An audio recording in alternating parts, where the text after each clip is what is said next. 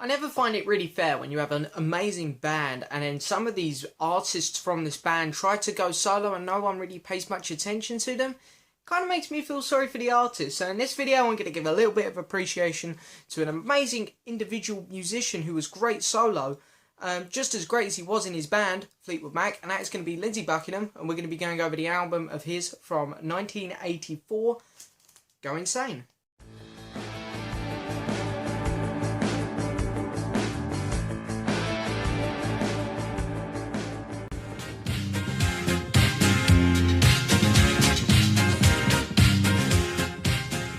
So hello and yes, welcome back to another review, guys, and then this is going to be my second video for today, or second video I filmed at least today. Maybe not, might not have uploaded it the same day as the one I just filmed, but anyway, and you know, this video here really wanted to come on and do. It was requested.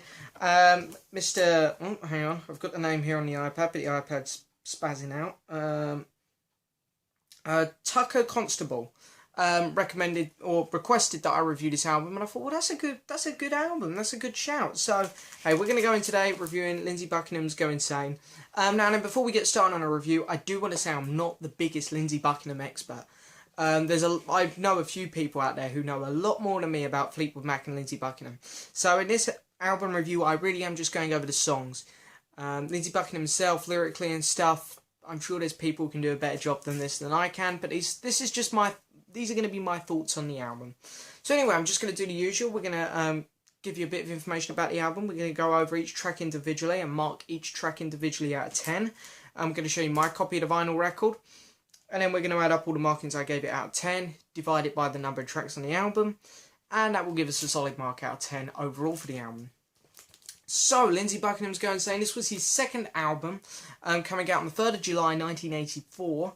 Chart positions. Now, I couldn't find the chart positions online for how this done in the UK. So, it might have charted, but I don't think it would have charted very well. And it charted at 45 in America. So, overall, the album didn't do great, but that doesn't mean the album isn't great. Really, really good album, actually, because one thing which I didn't know about Lindsey Buckingham, I thought he was just a guitarist. But when I was reading online, it turns out he'd done all the instruments on this entire album, apart from the keyboards on track 1. So all apart from the keyboards on track 1, everything you hear on here is Lindsey, apart from the backing vocals, of course. Some of them done by some female singers. A couple of them sound like Stevie Nicks, actually, but it didn't say anywhere online whether it was Stevie Nicks or not, so I'm not too sure about that either. But as I said, there's bigger Fleetwood Mac experts out there than me, so I'm sure they can let us know in the comments below. But, yeah, so I didn't realise that Lindsey Buckingham could do all that, because I knew he was a fantastic guitarist. You know, if you watch, I forget the name of the Blu-ray he recently released. But if you watch, there's a Blu-ray that's just been released of him. If you watch that, you can see his guitar playing there. You can really hear it on the album, Seeds We Sow, how good of a guitarist he is. But anyway, you know, he'd just come off of the album Law and Order, which, pretty good debut album. Maybe not his best, but pretty good. And, you know, he was still doing stuff with Fleetwood Mac, like Tango in the Night. But one of the things which I really admire about this album is, it came out in 84. This was kind of in the heart. This was when, you know, it was so, the music out there was so 80s. It was like you really had that pop disco feel at this point in time. And you can really hear it on Tango in the Night. The Fleetwood Mac album, it really has that 80s feel to it. Unfortunately, Fleetwood Mac really did suffer from that a bit. I feel, my personal opinion, you know, that they went really 80s, a little bit too 80s for my liking with the sound. Now, I really do like the 80s sound, but of course, I'm one of them Fleetwood Mac fans who really likes the early sound. I like, you know, I do like some of the really early stuff as well from Fleetwood Mac. From Peter Green's time and stuff, you know, it's really good sound, like Penguin and stuff. But then, of course, I love Rumours and the self-titled, you know, just the two classic albums. And then the 80s stuff, while this is a great album, Tango in the Night, it is a great album, definitely got into the 80s vibe, like all the other bands did, like all the other artists did. And unfortunately, I wouldn't say it's one of Fleetwood Mac's best albums. So, coming off that, you really do expect Lindsey Buckingham to take his solo career down that route as well, like Stevie Nicks did. Just this 80s kind of feel, this 80s sound in her solo career through the 80s. And you really do expect Lindsey Buckingham to do that as well. You really do expect him to take it and, do that as well, but he doesn't. He doesn't. This album here, you really get, I mean, there are definitely hints, there are definitely signs of the 80s sound. You can really tell, a couple tracks on here, but I mean literally a couple, you can tell it's from the 80s. But the rest of them, pretty experimental stuff, which is why it's actually a really unique album, and that's the word which I'm going to use overall for this album, unique. So anyway, let's just get started on the tracks now, because I've rambled on for long enough. Okay, so the first track up on this album, I Want You. Really good opener, actually. And it starts off with like this alarm ringing, with some kind of creepy vocals coming in behind from Lindsey, and then from, I think he just doubled up on his voice for the backing vocals on this one. But it's like, it sounded really kind of cool actually as it come in. You hear the small alarm bell, and then these vocals just come in. They're so gritty and kind of dark. It's really creepy. But then, of course, the keyboards kind of kick in, and it becomes quite a fun, upbeat song. The vocals get really good, a lot better than they were in the first minute of the song. And it becomes a fun, energetic song. And it really has that kind of fun. This is, you know, the song doesn't open up like it, but the second half of the song really kind of has that 80s feel to it. But it's good, because it's better than the first half of the song, I'd say. But it needed the first half of the song, because I really felt that it opened up the album well. And it also was it served as quite a good build-up to the second half of the song. Really good song. Good opener. I'm going to give that one a 7 out of 10. So then we get to the second track, which of course is the title track. Go Insane. And really nice beat to it, served with great vocals and a fantastic chorus. A really fun, energetic song. Of course, this was the single of the album, which was really good actually. I think Lindsey picked a really good choice here, because this one here, I think it got to 20. I think it was 25 in the US. I'm pretty sure it was in the 20s, which is actually quite a good chart position for Lindsey Buckingham solo, because not as many people knew him solo. Everyone knew Fleetwood Mac, well, most people knew Fleetwood Mac, but Lindsey Buckingham solo, you know, it took a while for his name to get out there a bit, I think. But he picked a great song, because it definitely fits in with, you know, the trends, what was going, you know, the style of music that was popular at that time. It worked really well. And it fantastic single. I mean, I think it works really well. Really good song. And I'd probably say, yeah, I do prefer it over I Want You. It definitely serves as a bit more of a fun, energetic, lively, foot-tapping song. So I'm going to give that one an 8 out of 10. Then we get on to the track Slow Dancing. Now, the album kind of takes a bit of a dip here, because it's a good song. It is a good song. But, you know, it doesn't change too much throughout the song. This is the probably the biggest 80s sounding track on here. But that doesn't mean it's bad. So it's still a good song. Great bass riff for it. You know, overall just has a very catchy chorus, I'd say. And yeah, it's a good song. You know, I would say that the song doesn't change too much. But I think the chorus itself kind of saves it, because it becomes a bit more energetic. It's really fun, lively. And I think it actually is a really good song overall. But I definitely think that the first two tracks on the album are a lot better. This one kind of is like a bit of a dip in the album for me. So I really have to mark it below them too. So as I gave I Want You a 7 out of 10, I'm going to give this one a 6 out of 10. But as I say in all my reviews, anything above a 5 is good. So I know a 6 still seems low, but that's actually, I'd still class that as a good song myself. So it's a good song overall still. And then we get to the track which I really don't care for on the album. I Must Go. Now, I Must Go really is the one song which I can't connect with on the album. And, the song comes in straight away. It opens really well. The first 30 seconds or so of the song, you think, oh, this is going good. And then when you're about, you know, it's a 5-minute track, it's quite a long track, and it generally doesn't do anything. It doesn't change at all. It sticks to the same beat. Even the chorus doesn't change that much at all. The same lyrics are being repeated. You know, it just generally is overall, for me, a boring song. And it's a shame, because it has a good concept. I like the lyrics. The vocals are... It's not a great vocal performance. One of Lindsey's weaker vocal performance, I'd say. But, you know, it has some great guitar work in it. The musicianship on it is fantastic.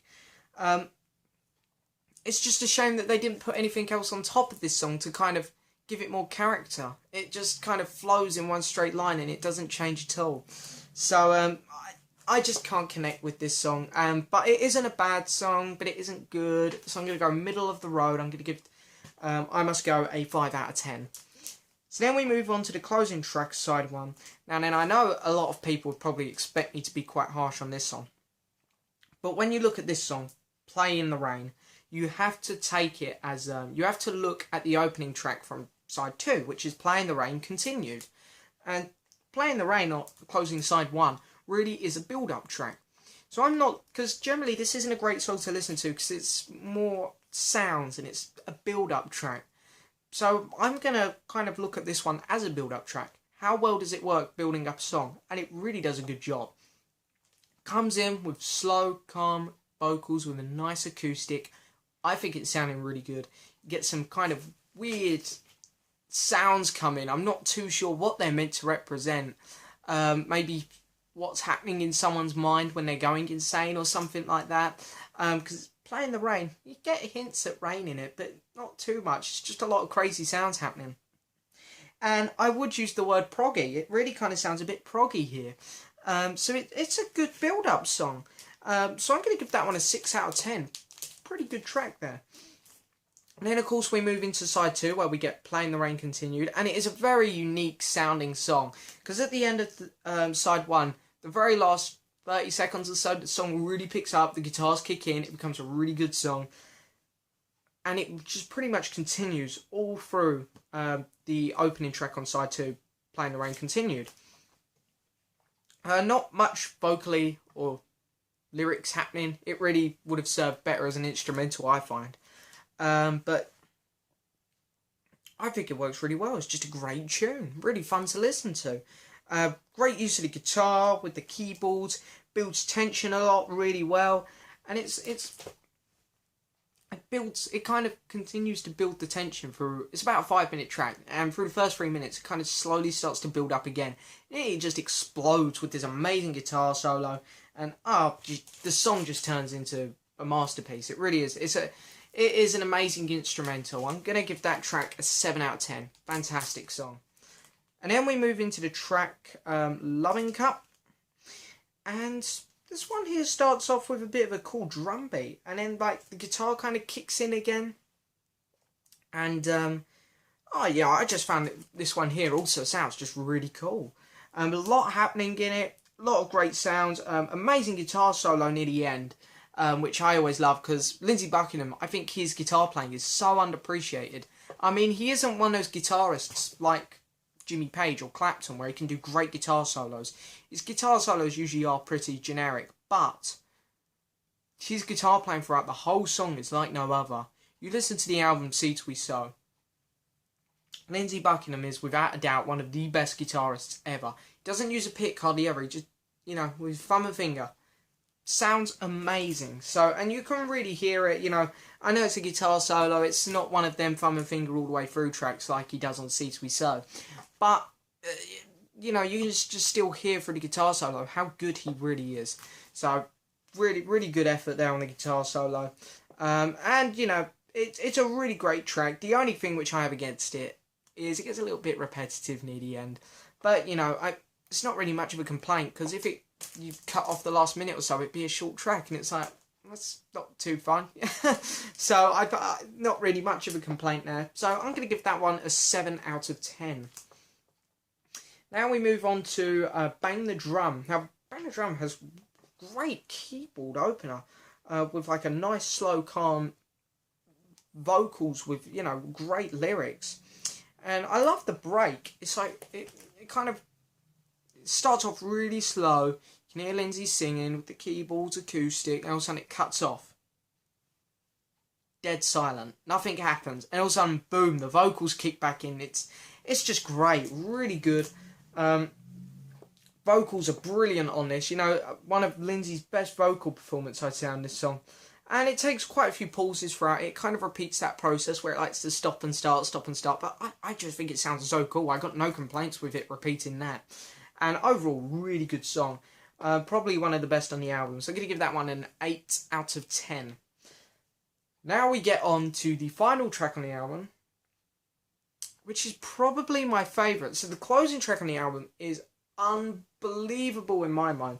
So it kind of starts off really cool, because you get this kind of acoustic feel to it, and it immediately references the title track, Go Insane, which is really cool. It goes straight away into the song, really. Really, it's quite a slow track, really, but it's the beauty of this song is Lindsey builds up the tension so well in this, and you know, listening to this album, you really do get that from a lot of his songs, how good he is at building up tension, especially through Play in the Rain, and you know, some slow dancing. You can really hear it with the guitar riffs as well, I think. But you know, it's just so well done on this track. I think this is the best one. When it comes to building up tension, you can really hear a lot of stops and starts again in it, but it just sounds so great. And you know, the song goes through so many stages, and I love it when tracks do that, because you can have a blast with them. You've got so much happening in it. In the end, fantastic song. I'm going to give that a 9 out of 10. So anyway, that's my review of Lindsey Buckingham's Go Insane there, track by track. Let's go over the vinyl record itself now. So, here's the album. We're also going to be marking the artwork as well, because it's still part of the album. So as you can see here, you can tell it's from the 80s, but it's quite a unique one. I like it. Pretty cool there, like a... Not sure what it's meant to represent, really, with the album title, but it's nice. You've got all the clouds going across in the background, Lindsey standing in front of a door there, and then the back cover, bit weird, but track listing written across the bottom here. So really nice. Album artwork itself, marking that out of 10. You know, I love the album cover, it's fantastic. Back cover, well, it's not... At least they got something on it. They haven't just gone like plain black and made it boring. So I'll give the album artwork an 8 out of 10. Really nice job. I got a really nice picture of Lindsey here on the inner sleeve. See my sleeve? Got a bit of seam split there. But and then what's on the back? Is it the lyrics? Yeah, we've got all the lyrics there. And then the album itself, on one side here we have a picture of Lindsey. And on the other side, we have the track listing. So, yeah, really nice there, I'd say. And, of course, so many people have recommended this album to me before I got it. When I did get it, I was lucky enough to also get with this. Because, you know, it's such a unique album. I really feel it deserves a really nice copy for my collection. I should get hold of a sealed copy, which is really cool. Both of them are US pressings. Now I know in America sealed albums aren't you know, they're pretty common really, especially 80s ones. But over here in the UK, it's really hard to find an album still in shrink. So it's really cool. Just trying to find a corner where you can tell it's still got shrink on. Not even the side splits, so really nice. Really happy to have these. So anyway, that's my review there of Lindsey Buckingham's Go Insane. Now and then, I know for some people it's... I know there are people out there who could have done a better job than me on this album, I'm not going to lie. But it was recommended, and I always like to take up recommendations. And it's an album which I really like. The music on it is fantastic. So adding up each of the 9 tracks... scores that I gave, and then adding on the album artwork on top, so in the end we gave it 10 markings out of 10, adding them all up and divided them by 10, this album here overall gets a 7.1, which I'm very happy with. That's perfect score for me. I think that's exactly how I feel about this album. 7.1 for Lindsey Buckingham's Go Insane. So I hope you enjoyed the review, guys. Be sure to hit the subscribe button, like the video, and leave a message. Thank you very much for watching. See you guys later.